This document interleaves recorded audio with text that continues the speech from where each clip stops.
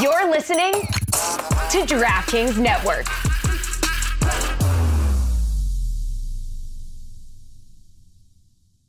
Coming up on today's show, we debate the controversy around sideline reports, and we assess how fair the criticism is. Patty Mahomes wears the same underwear at every game, and we end up in a rabbit hole about nasty NFL habits. Eventually, we talk some football and share our favorite Thanksgiving dishes. All of this and so much more on the ultra-hygienic, locker room-friendly Mexico Thanksgiving episode of the ThomaHawk Show. I would be honored if you played football for this team. Me? Play football? Now, most of you have been playing this game for 10 years.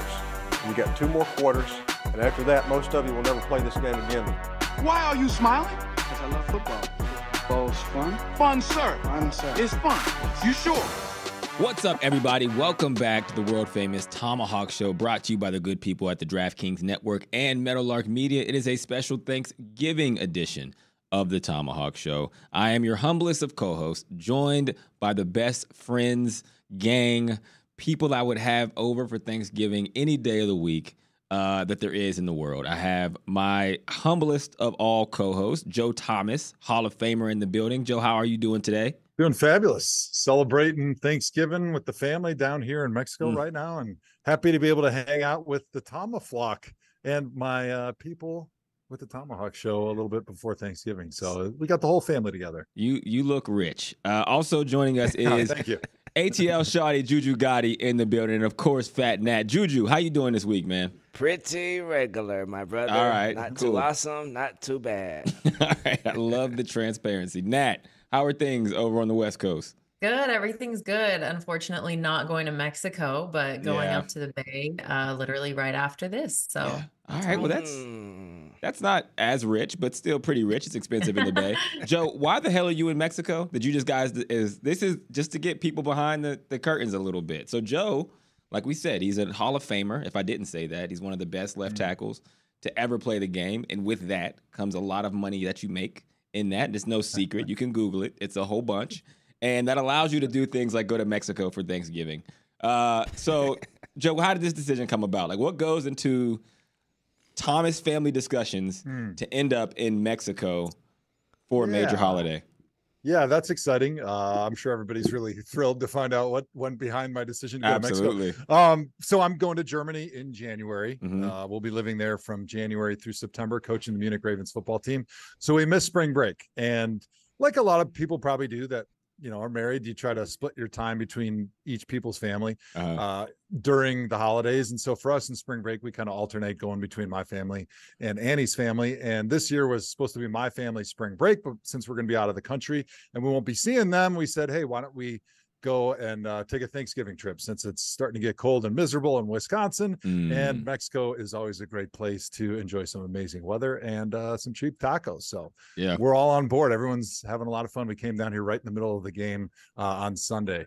That's pretty awesome. Yeah, you look Mexican. Thank you. Yeah, I could tell. I could see it in your absolutely. I could see it in your lineage. Like you are on the lamb right now. I'm running from.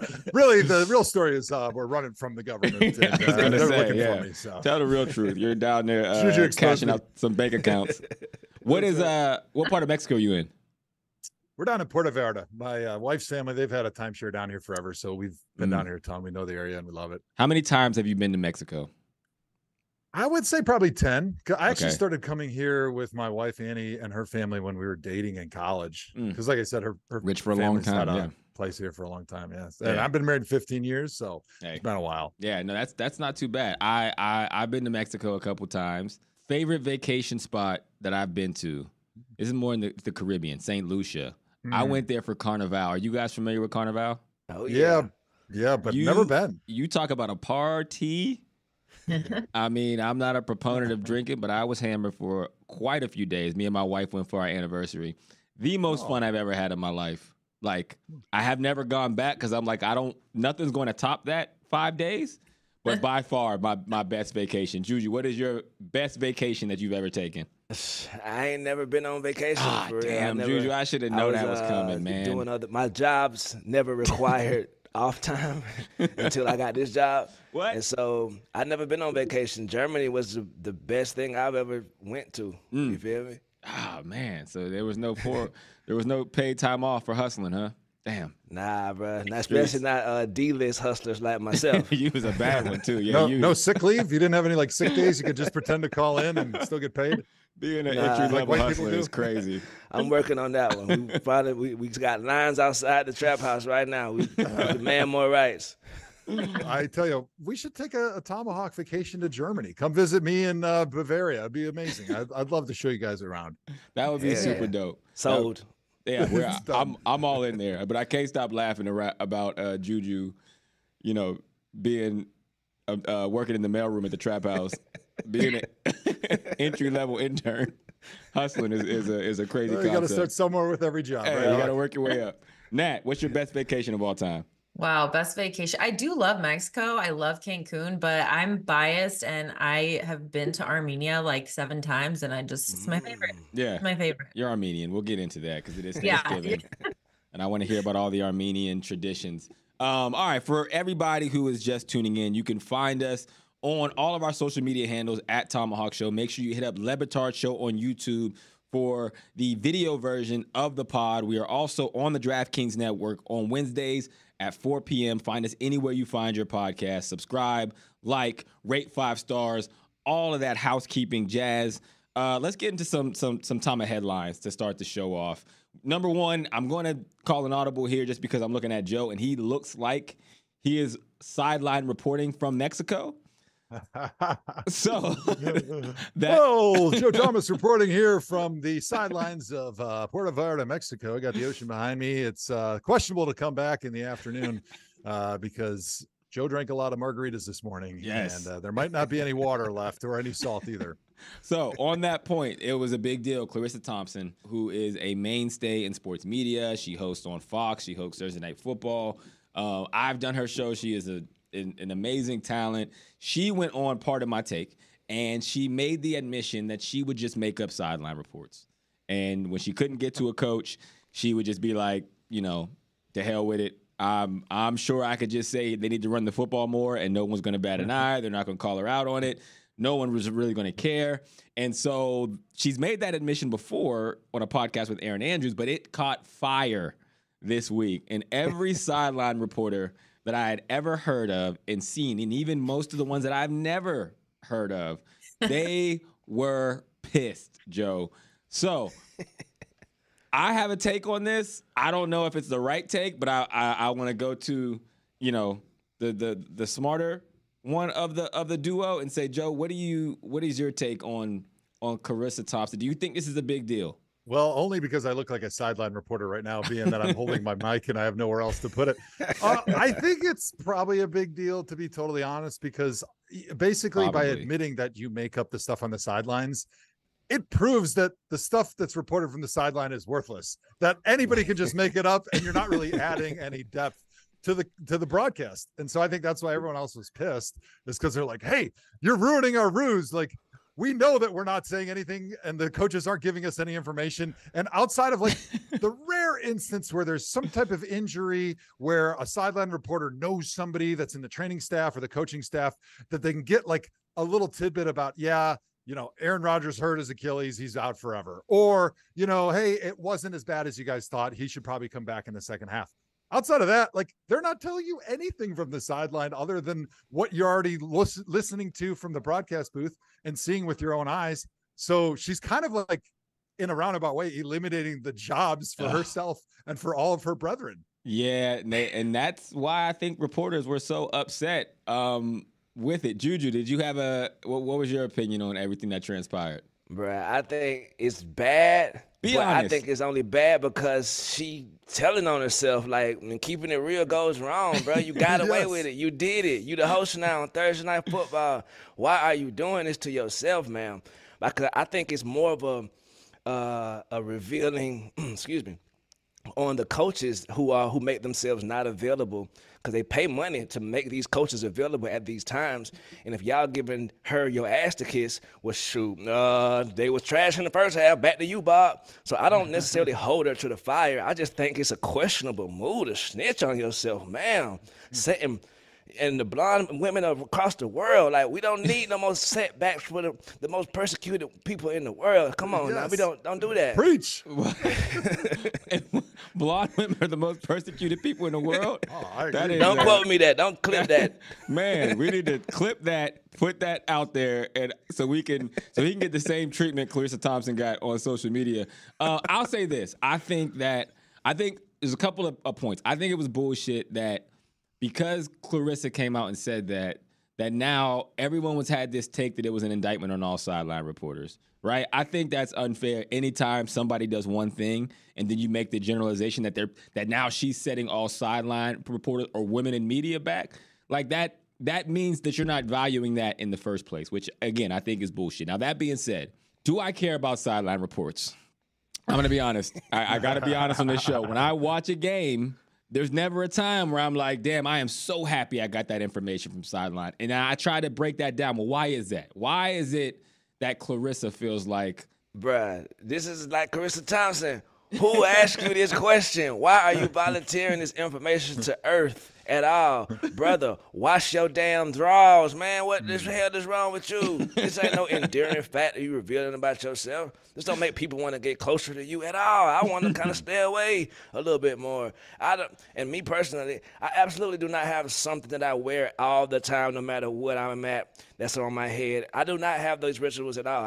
I can't understand what he's talking about. You don't get it. He said that because now I feel really good about their second half. And again, that is not an indictment on the profession of anybody that is putting so much time in it. I know that is a hard job, and it is really, for the reasons I'm saying, it's hard to get a coach to be transparent in those moments. I'm just saying, for me, it didn't feel like as big of a deal because I myself, maybe I'm too close to it, and that information always felt cliche to me. The last thing I will say, and Joe, feel free to chime in here. Part of my take is a dangerous platform.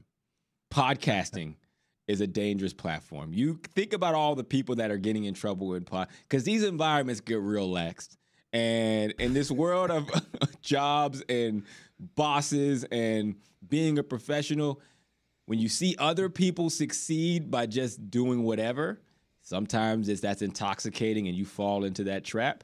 And that is absolutely a cautionary tale for everyone that gets on our show or anybody else's show. Please don't lose your goddamn job.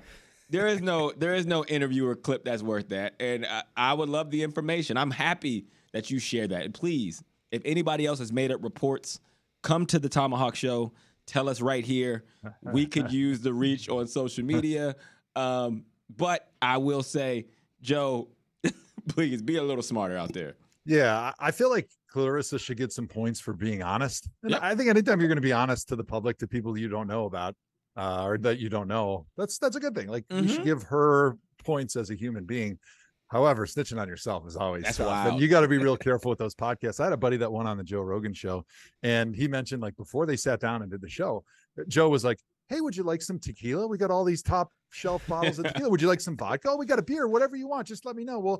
We'll handle whatever needs you need. Oh, would you like a joint? We've got drugs over here. Would you like anything on earth to get you to say and open up to whatever you feel like, to make you feel comfortable, so that we can get some good stuff and we can get some good conversations. And the Pardon My Take guys, Big Cat, PFT, they do a great job of making you feel comfortable. Hawk, you and I have been on the show. Yeah. And they do an awesome job because they get you relaxed, they get you laughing. And anytime people are laughing, they get comfortable, they let their guards down, and they want to open up and share their experiences. So I give her credit, but it might hurt the profession in the long run, because the only thing I can really think about from a sideline perspective is it's nice getting that camera perspective from the sideline, just to get you away from always looking down from like the bird's eye view. But other than that, like the words that are coming out of their mouths are just cliches that are repeated from the coach, really. And it doesn't elevate the broadcast much as far as like the dialogue that they're having. There's a sketch here, and I got to figure it out. But there's a version of like real life sideline. Like, if the sideline reports were really, how do you make those where people actually want to hear them? And it's like, yeah, I'm down here on the sideline, and the head coach for the New Orleans Saints said, if he caught the opposing head coach in a dark alley, he would fuck him up. Back to you, Joe. Like that's what I want to hear. I want to hear the real thing. Like, give me that authenticity. Like whenever Nick Saban was like, "It ain't happening, so quit asking." Yeah, that was the best sideline report. I like that one. That was a good report. I think that was Holly Rowe. Whoever, salute. That has been the best sideline report of the last 10 years because he actually said what he felt. And how do we get to that level of authenticity? That is where the profession goes. So maybe this is going to be a net positive. Maybe it evolves the role of sideline reporter where they get away from the cliche repeating of what the coach said, and now they like start getting after him a little bit, you know, and be like, "Hey, Nick Saban, I'm not sure if you heard, but Brett Bielema on the other sideline just called you a weenie, and what did you said your defense is soft." And it should involve trivia for the home audience. Hey, did Nick Saban tell me to buzz off, or they need to go for it on third down more, or whatever? Yeah, I feel like we're going somewhere here. This is a great brainstorming session. I agree. We're going to fix broadcasting. This is going to be amazing. All right. Before we jump to our next segment, there was some news that came out. What kind of news? It was disgusting news, but it was news nonetheless. Patrick Mahomes said he wears the same underwear for every game. Oh my God. He got it from his wife. I think he said they were red. A lot of detail I'm giving out here, more than I wish I had. And he said when they win, sometimes he doesn't wash them. So that made me ask the question, do you guys have any rituals or superstitions or like special items that you wear in certain occasions? And Nat, I'm going to start with you. Honestly, no, I'm not a very superstitious person, but Okay. I will say, like, this is disgusting, nasty, musty, crusty, like gross. I can't believe he does that. It's actually disgusting. Just thinking about like how much you're sweating within like the first 5 minutes of probably putting on your uniform. Yeah, that is it's disgusting. But no, I don't actually have rituals like that, to be honest. I mean, like, when I was like playing basketball in high school, I would eat one banana and take a 30-minute nap right before every single game. Okay. So that was like a ritual, but That nothing sounds- like with what I wear or anything like that. That sounds like more like being lazy than a ritual. Football is disgusting, though. That is a very good point. But, you know, where that ranks on the disgustingness is probably very low. Joe can attest that. Juju, what is your take on Patrick Mahomes not changing his drawers? Bruh, this is like Carissa Thompson. Who asked you this question? Why are you volunteering this information to Earth at all? Brother, wash your damn drawers, man. What the hell is wrong with you? This ain't no endearing fact that you revealing about yourself. This don't make people want to get closer to you at all. I want to kind of stay away a little bit more. And me personally, I absolutely do not have something that I wear all the time, no matter what I'm at, that's on my head. I do not have those rituals at all. I can't understand what he's talking about. Mahomes not changing his underwear on a week-to-week basis just for game day, lucky draws, is like very low on the disgustingness totem pole in my experience. Joe, did you have anything special that you would wear every week? My underwear? Yeah. No, I mean, I wear the same like compression shorts, but I wash them because they just fit the best. And on game day, for most guys that I knew that were in the NFL, like you wore the same socks, you wore the same pair of gloves, because once you find something that works perfectly, then it's something that you don't have to worry about. Like, I was so particular that if any tiny little thing was wrong with my kit, it felt like there was a rock in the bottom of my shoe, and I just couldn't think about anything else. I couldn't focus on my job.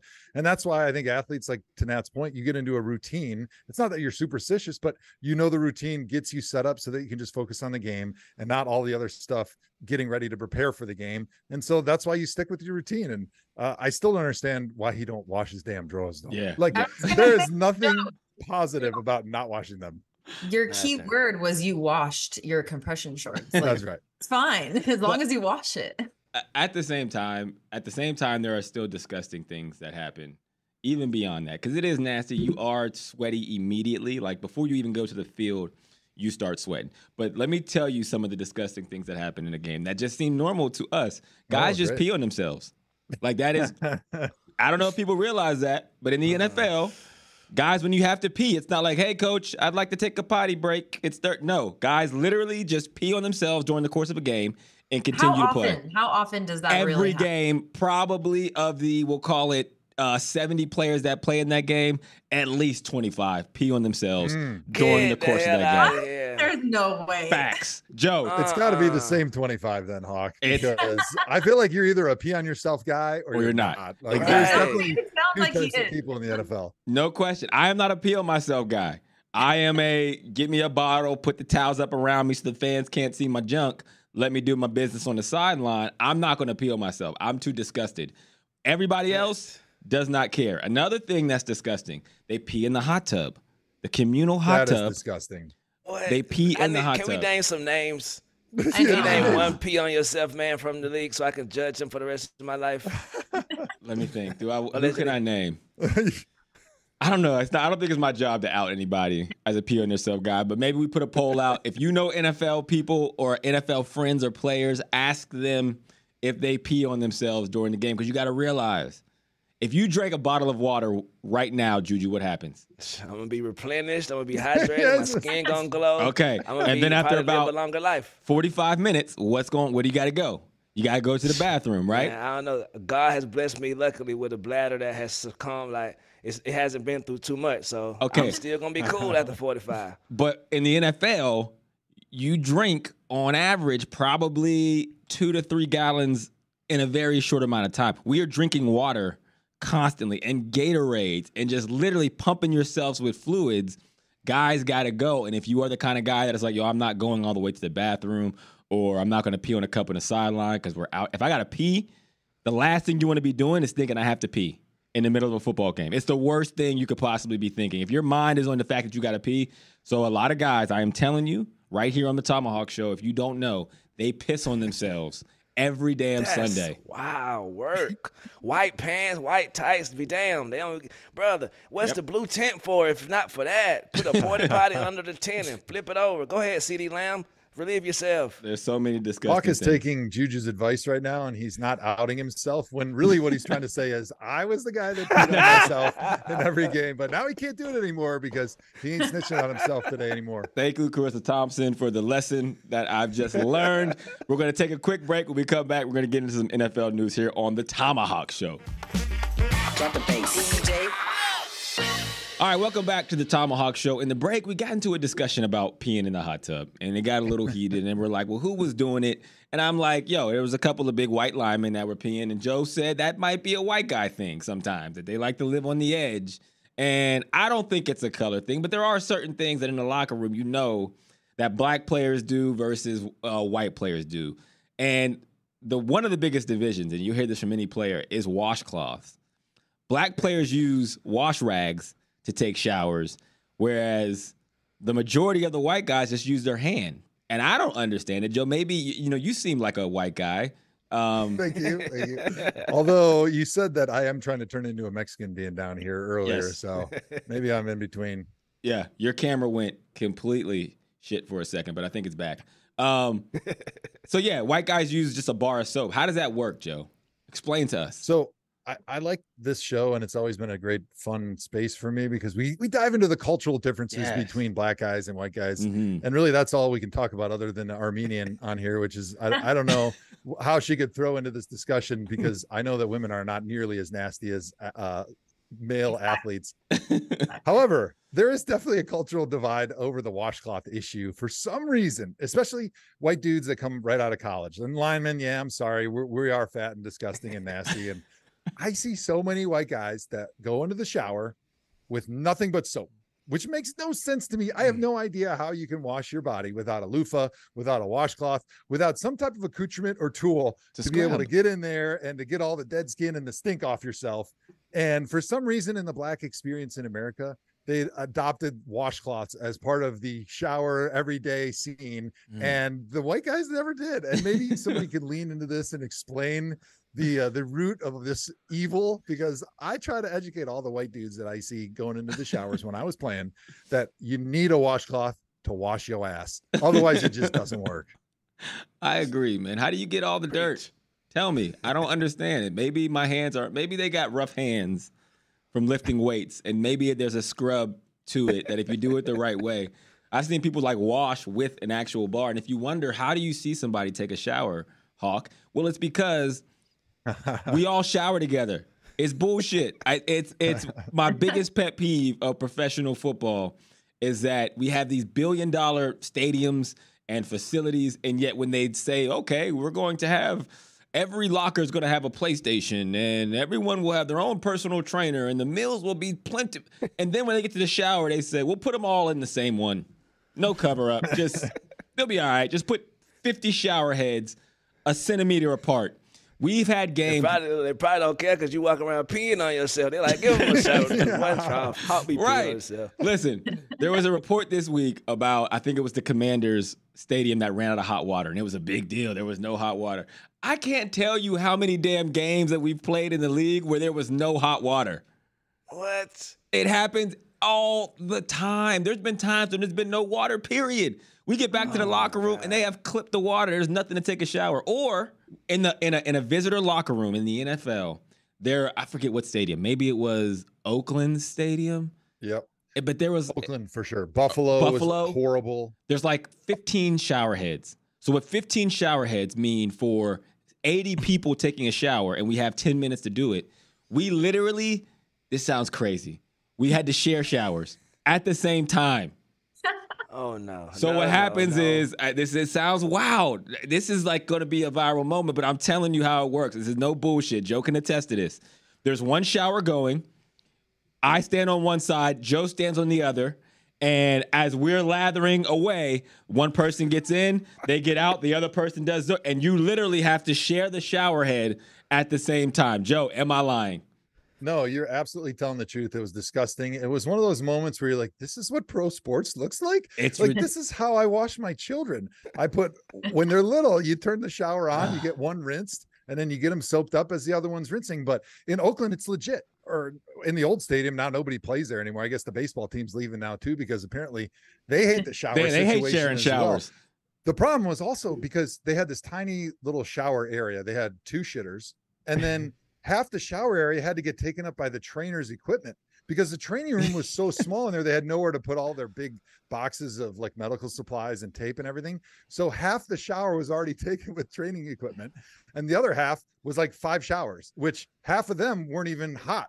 Right. And so it was a nightmare situation, to the point where when we would play there in preseason, there'd be plenty of guys that wouldn't even shower after games because there was no good options, and they didn't want to get packed in there like sardines and have to do the switch, soap, rinse routine. And so they just didn't do it. But I think maybe the worst situation was the old Meadowlands situation stadium in New York, because they probably had 20 shower heads, but of the 20 there was only like 4 that worked, and we played there in the preseason once, and so I think there was only 4 showers for, at that point, which was over 100 people.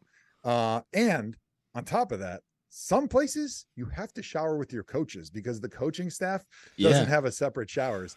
And unfortunately, some offensive line coaches out there don't take great care of themselves and can get rather large and obese. And so to be lathering up and playing the ring around the rosy, rinse, shower, repeat game with your buddies under one shower head, and all of a sudden your 500-pound coach rolls in next to you, is like, hey, Joe, great job with that double team you had. Oh, we really ran the ball well today. And you're like, Coach, this is the last thing I want to do right now, is talk about the game as I'm standing next to you and rinsing and lathering with my buddy. Juju. Y'all, this is sound like a HIPAA violation.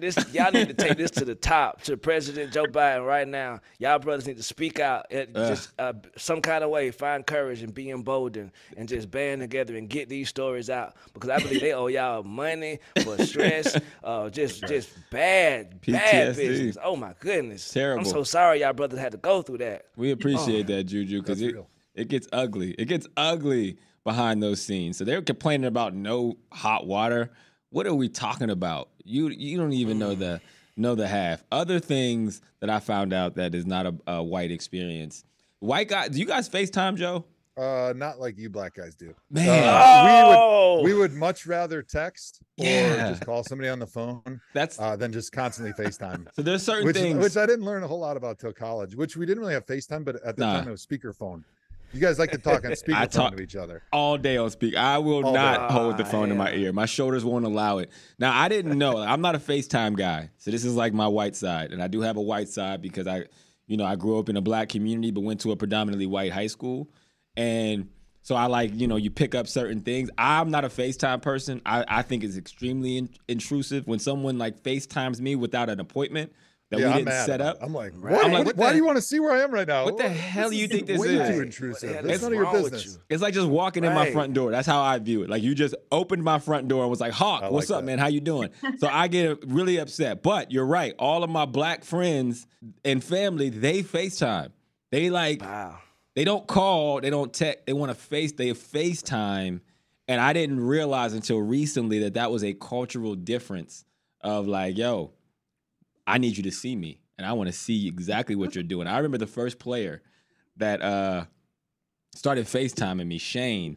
Shane went to Indiana. Shane Wynn, I believe. Yeah, Shane Wynn. He's from Cleveland. That's my boy. Best friends. What's his name? Shane what? Oh, yeah, I love that guy. He's my best buddy. We go way back. We'll cut that part out there. I play football, okay? I'm going to blame that on the concussions. Right. So Shane Wynn, we signed him as an undrafted, and I'm like, I'm just met him. Hey, man, I'm going to, help all the young guys out.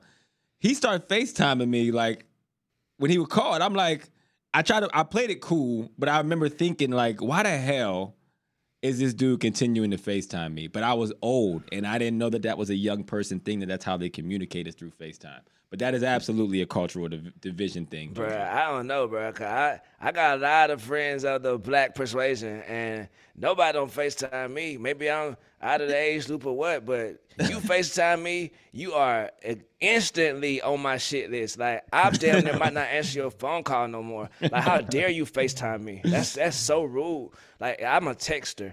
Like, I don't even, no, I'm not a texter, I'm a caller. I would rather call you and get this 6 to 7 seconds of 20-minute text messages in my tone. You can hear how I'm saying it. You're not going to take it offensive if you think I meant it this way. Nah, bro, I'm going to call you and tell you what I got to say. And I'm never FaceTiming you ever. There's nobody on earth I want to FaceTime. Nobody. Nobody on earth. Wow. FaceTime is crazy. That's going a long way. That's taking How it about deep. this, Hawk? Here's an interesting maybe story. I was in the locker room with one of our quarterbacks once, and I had a few black quarterbacks. And just to prove the point, we were in the shower because it was after practice, after meetings, and it was just the two of us. But it got really uncomfortable, and it wasn't because of anything he did to me, but he was FaceTiming with his wife as we were going into the shower. Oh, both of us. And like you said, Doc, it's prison shower systems here. There's not like separate showers. And he continued FaceTiming while they were showering. And it wasn't like a sexual thing or anything. They were talking, and he used the soap tray to put the phone down. So it was like facing up as he continued to FaceTime. But I thought, man, I feel like that is over the line. Like, if you can do that at home and you want to like FaceTime, but I mean, I'm in here, and I don't think your wife wants to see a big fat offensive lineman naked, even though I am one of the white guys that uses a washcloth and does wash himself properly. This is still not for her eyes to see, and she does not want to get suffered that type of torture. You know what? We're definitely throwing that into whatever class action lawsuit Juju's going to get us a part of. Who was it, Joe? Name him. Since we dropped the names. Name some names name after dark. No, name him. I bet I know who it is. If I guess, will you tell me who it was? I will not say anything else. I'm going to turn my screen off because you'll guess it in one guess. I know the coach you said. I feel like I have an idea of the coach you were talking about because he became really popular online at one point. I'm not saying anymore. I don't name names here. I'm not snitching on myself nor anybody else, Juju. ThomaFlawk, if we get this on the RSS feed and you hear this, we need you to tweet us. Who do you think the coach was that Joe was showering with? And also, who do you think the player Joe FaceTimed their wife with together? That is not how the story was told, just for clarity. But if you want to clip that and make it seem like it was, I'm okay with it for the engagement. We've talked about that today. But I can almost guarantee I can guess who this player is. And I almost feel like they won't care if we name him. I'm going to double check. I'm going to reach out to him. And I'm going to see if he is okay with us blaming him with what we just talked about. And then on that same note, Joe.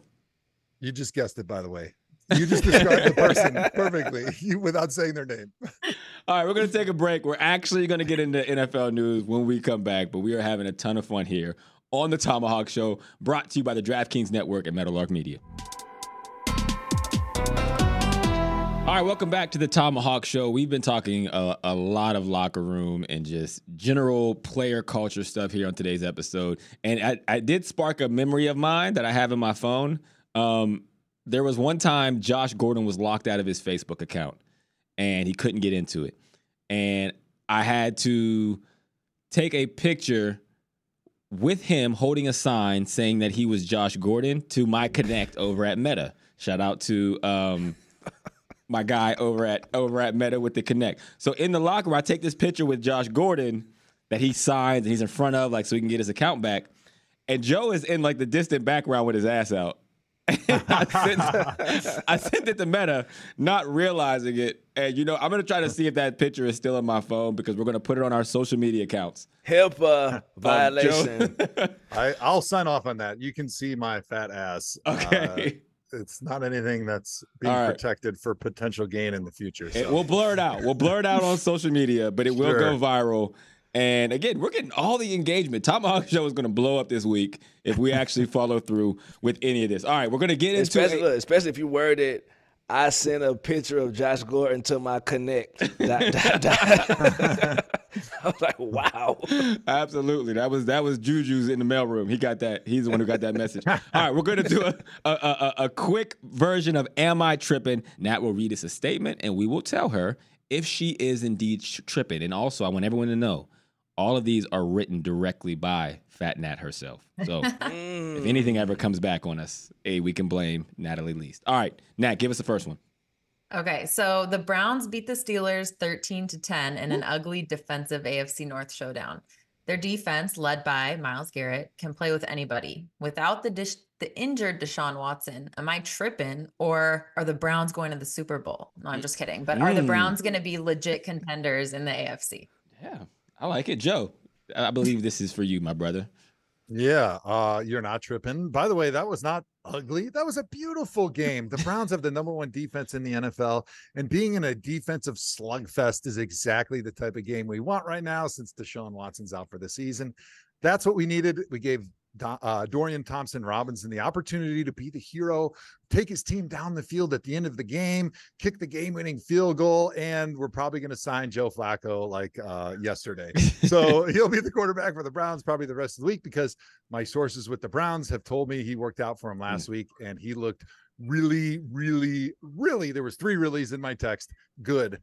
So loved DTR. He did awesome. I think he made an enormous improvement from where we saw him earlier in the year, but they're going to bring in Joe Flacco and win the Super Bowl for Joe Flacco, who will be a Hall of Fame quarterback after he wins 2 Super Bowls with 2 different franchises. Tell me how he doesn't get into the Hall of Fame, Hawk. Go. He definitely gets into the Hall of Fame. If he takes the Browns to the Super Bowl and they win, my man is a shoo-in, and I will be the one leading that trade. I also love how Joe references sources in a sideline report that was completely made up. I actually have the text for this one. It fits perfectly on theme for today's episode. I do think that with Joe Flacco, the Browns are back being a legit contender. DTR stepped in, he did well, but he didn't throw a single pass past 5 yards, it felt like, the entire game. Like, it was literally flat routes, and anytime they tried to force him, he wouldn't do it until the very last second when they had to, and they came away with the W. Myles Garrett should be in contention for NFL MVP, and I mean that honestly, because he is that dominant. Phat, what's next? All right, next. The Commanders, the Chargers, and the Panthers all took another loss this weekend. Am I tripping, or should Ron Rivera, Brandon Staley, or Frank Reich start refreshing their resumes in case they get fired? Yeah, they should all update their LinkedIn pages. It's time. And I don't know if any of those I feel bad about. It would be Frank Reich because he has a rookie quarterback, and I just think they don't have nearly enough pieces around him to see what he actually is. But then with the success of C.J. Stroud, it's like, well, you could have. It seems like you'd be in a better spot if you went that way. There's still time, though. But he wasn't the one that drafted Bryce Young. He shouldn't get blamed for it. By all accounts, he was the one that wanted C.J. Stroud, and they were a terrible team. That's why they're drafting at the top of the draft anyway. I know they traded into that spot, but they were just a few spots behind. So for him to get fired, I would think it'd be a travesty. Yeah. I think he's a great coach. I think you have to give him an opportunity. And the fact that they drafted Bryce Young is more on the owner and the GM than it is on the head coach. So you can't fire him because CJ Young was a better quarterback because that was his guy he liked in the first place. Yeah, but those other guys are toast. But if they think that Bryce Young is good still, and they're just like, point. Oh, you're not getting him you're not getting out of him what they're getting out of CJ Stroud because it's the coaching. And you know how, I mean, young owner doubly screwed. Not only do they not draft the guy that he wants, then when the guy that they want comes in very first year. They fire him for not getting the most out of the guy that they wanted, who maybe is not as good as the guy that he wanted, which we're seeming to see that this season. And Joe is perfectly describing why NFL coaches' contracts are guaranteed, because this is why they lobby for the buyout, Juju.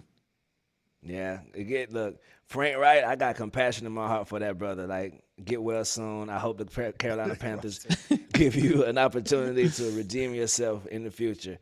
But Ron Rivera, Brandon Staley, do not let the doorknob hit you where the good Lord split you, because it is time. There is nothing happening in those two organizations other than failures right now. You should not lose that game to the Giants yesterday, and you should not lose to Jordan Love and them boys. Back to you, Hawk. All right. What we got next, Nat? Last one. Okay, so a pregame report from Jay Glazer said that Aaron Rodgers sent the Jets a video of himself working out, and it blew their minds.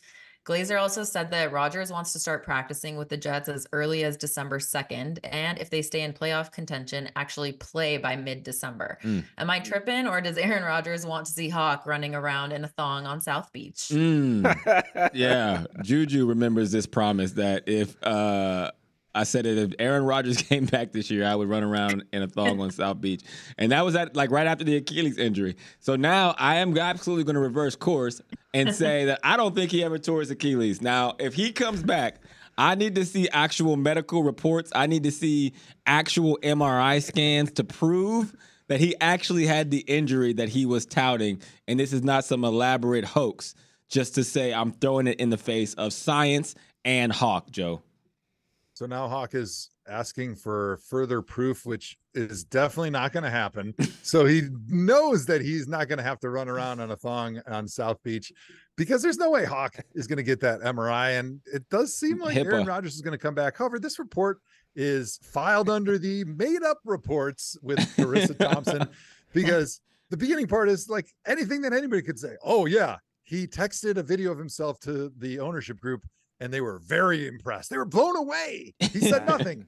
But the concreteness of that report, though, at the end where he's going to practice potentially by December 2nd, when you start giving that level of detail, you start wondering, okay, maybe there is something there. Yeah, it's because there's deadlines. I will say, if I can afford to go to the private island that Joe is on right now, I would run around there in a thong, because there's nobody there, because Joe has rented out that entire island by himself because he is that rich. Why do you end up in a thong in all these scenarios? Yeah, I don't want to really do wants it. To get in a thong. You know, like that friend of ours that always like dares or like bets, like if this doesn't happen, I'll run around the house naked, or I'll like jump in the lake naked. Like the guy that really wants to be naked, and so he's trying to find any reason to get naked, but then have that plausible excuse, like, well, I lost it was the so bet. I had to do it. You know, I got to do what I'm told. Right. Fat I had to Nat, drink a case of beer. I lost a bet.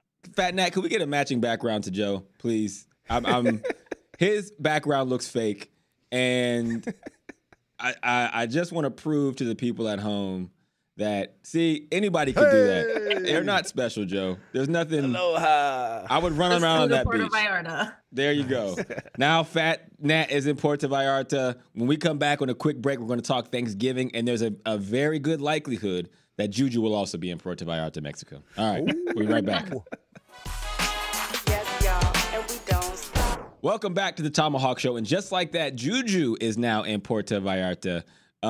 Everybody is taking vacations for Thanksgiving week to celebrate with family, or at least the very rich versions of their family that can afford to go to Mexico during the 3-day break they get from work. But that's a whole other topic. What we want to do now is we want to do one of our world famous Tomahawk drafts. And what we're going to be drafting is Thanksgiving food. And the reason why I love the Thanksgiving food draft, which seems like a tradition like no other here at the ThomaHawk Show, is because you get a glimpse into everybody else's cultures and what they think is important. If a fire alarm goes off in the background, don't worry about that. We're going to continue to keep going. So we're going to do a Tomahawk draft. 3 rounds. Everybody gets to pick. We'll let Nat go first. Second pick will be Juju. Third pick, Joe. I'll go last in the draft because I always win them. And we'll go from there. So you don't always win these drafts. That movie draft Halloween, I beg to differ. Oh man, we never put it on social media. Well, we're gonna put the results. It died in that room. Nobody ever heard it. We're gonna put the results on social media, and that's gonna go viral. It's like our 15th viral moment of this show. Today. So as you would imagine, this show is going to be huge for the lift of the ThomaHawk Show. All right, with the first overall draft pick of the 2023 Thanksgiving ThomaHawk Draft, Nat, you are drafting foods. What is your number one Thanksgiving food pick? Okay, I don't know if this is a hot take, but mashed potatoes. And I don't know if it's just because my dad makes really, really, really good mashed potatoes. And like that's the thing I go for like seconds and thirds every year. So that's my number one pick. Ooh. Man, we got laughs. We got snickers from. I know. I feel like that was a terrible take. I feel like you're judging me. Juju. I love you. That was a terrible pick. You just haven't had good mashed potatoes then. I'm telling you, a good mashed potato is elite. I'm with you, Nat. I think in the mashed potatoes definitely in my top 3. Yeah, it would. Without it doesn't mean that it's Thanksgiving, and it gets elevated with the butteriness. You add some sour cream, some garlic in there. Gravy. It's incredible. Yeah, gravy, like a gravy bowl on top. It's amazing. Yeah. Exactly. She didn't say gravy bowl. She said her daddy mashed potatoes. So that you get your daddy mashed potatoes and dry ass mashed potatoes, sit them right there, no gravy. They're amazing. They're elevated. They're now chefy. you're judging. Michelin quality mashed potatoes. Now you're disrespecting her dad's mashed potatoes. Listen, I'm so offended. I'm so right sorry, Dad. That's I'm on not me, saying Dad. it was. Come find you, Juju. I'm not saying it's a bad pick, but mashed potatoes are Will Levis. It would have been there in the second round, Nat. All right. With the second overall pick of the ThomaHawk Draft, we got about 3 minutes here, Juju. What is your first pick? Dun, dun, dun, dun, dun, dun, dun, dun. Always got to get This how it's done, Nat. Chicken. Fried? Okay. What kind of chicken? Get specific. I know specific. You say chicken. Chicken. that's- Use your imagination. Give me the chicken. You just- Baked chicken. I'd say that baked chicken. That's like drafting a trying to whole be healthy. position. Like I pick wide receiver. That's not. You gotta give me some. With the first overall pick in the 2024 NFL Draft, the Chicago Bears Baked have chicken. selected quarterback. Look, that's the Panthers should have selected quarterback. This is what specific. This is why it's tough to be a GM because We'll take whoever does better after the first year. it's tough to be a GM because Juju doesn't want to say fried chicken because he knows not everybody eats that. So he's trying to keep it blanketed where it hits every demographic in the version of chicken they want. And he thinks it's going to get them votes. But okay, I'm going to put you down as baked chicken whether you like it or not. Joe, your first pick, we got 2.5 minutes left of the ThomaHawk Thanksgiving Draft. Truthfully, the thing that I look forward to the most for our Thanksgiving is the Pillsbury crescent rolls that my wife always makes. And it's probably a little bit because I don't eat a lot of bread. I'm not like a big carb guy usually, but for the holidays, I always make the exceptions. And I love those because I can dip it in Nat's dad's mashed potatoes and gravy. I can take that bite. I can slather it with like that creamy Irish butter all over the place. And every single bite of my green bean casserole, my squash, my mashed potatoes, No. my turkey. I feel like you're it trying to needs indirectly go draft. with a crescent roll with butter, and that's why it is my MVP. All right. So I feel like you just drafted 6 players there. No, I'm only drafting one, but I'm telling you why. All right. It is the best. I don't give a giving damn. you no wiggle room to tell me anything else is good. All right. I'm with you. We got about 1 minute and 20 seconds. My first overall pick is lasagna. I eat it every Thanksgiving. It is a black. It's a black Oh my staple. God. That came out of left field. It's worse than I'm baked telling- chicken. Carl, Whoa, wait. Carl, producer Carl. Pow. I'm telling you, in a black household, there is going to be lasagna on Thanksgiving Day, and it is going to slap. Okay? So, more cultural differences here on the ThomaHawk Show. All right, we're moving quickly, Nat. Second pick. Okay, I'm taking pumpkin pie. I love pumpkin pie. Pumpkin And pie. That's a classic. That's classic Thanksgiving. Oh, man, that is classic white people Thanksgiving. More cultural differences. This is why I love it, Nat. All right, Juju, your second pick. We got about 40 seconds. Turkey. Turkey. I'm surprised Turkey. they fell down I'm the taking draft all the board. big boys out the board. Y'all want to eat? Come to my house. I got everything. He got all He's the on the meats. carnivore diet. They're having Yes. chicken and turkey. And that's it. I'm it. going green bean casserole with the little crispies on top. It's a great Thanksgiving treat because you don't really eat that normally because it's not that great. But it's kind of like turkey in that regards. I'm with you. I'm gonna go sweet potato pie. Ooh, that's good. That is the black Nice. version of pumpkin pie. That is the equivalent of the Patriots drafting a wide receiver in that, and the Miami Dolphins drafting a wide receiver in my pick in the second round. All right, last round. We got about 20 seconds, Nat. What do you got? I'm going mac and cheese. Oh, what a pick. I can't believe I left that on the board. Dang it. I have the best team so far. You do have a solid team. All right, Juju, what's your pick? Third round, last I one. was finna take it, but just give me the collard greens, man. Go ahead. Another good one. Yeah, we don't have collard greens. No. I know that's a big surprise for you guys. I'm going to go with the squash with honey and butter on top. It's amazing. It's a nice fall treat. I don't think I've ever had squash in my life. I don't think I've ever had squash on. It's like potatoes, but sweeter. Yeah. It's amazing. All right, I am going to go with stuffing or dressing, depending on what cultural background you have, with gravy. Yeah. All right, so we'll put it on. We'll see who wins this. That does it for this Thanksgiving special edition episode of the ThomaHawk Show. We thank you to the ThomaFlawk for listening. As always, we'll be back next week, same time, same place. Shout out to the DraftKings Network and Meadowlark Media. Hit us up on socials at ThomaHawk Show and get our podcast, subscribe, and rate 5 stars wherever you listen. Until next time, Joe, take us out. Thanksgiving and Mexico. Joe yourself. I don't know what accent that was.